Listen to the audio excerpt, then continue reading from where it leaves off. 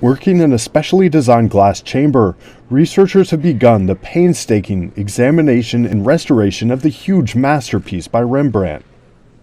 The 1642 painting last underwent significant restoration 40 years ago, but is now starting to show blanching in parts of the canvas. This latest restoration is being done in public and can also be watched live online. This is the first time that we can actually make a full body scan and that we can discover which pigments he used, not only through making little samples, but with scanning the entire surface.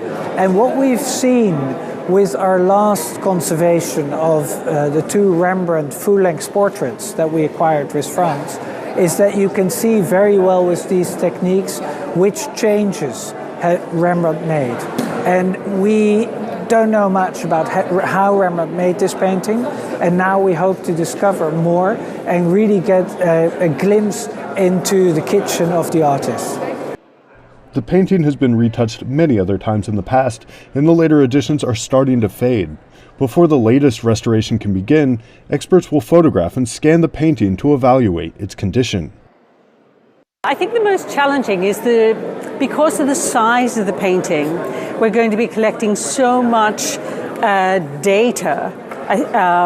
The correlation of that data and the interpretation of that data will be enormous. Just in terms of the photography, there'll be more than 12,000 images that will just make up one total image. And then you can imagine that with each of the modalities, with the chemical imaging that we're going to do, the correlation of all that data. So I think the huge challenge will be studying all that material, interpreting all that material, and then trying to come to an understanding of actually what it means for the condition and how the picture was painted.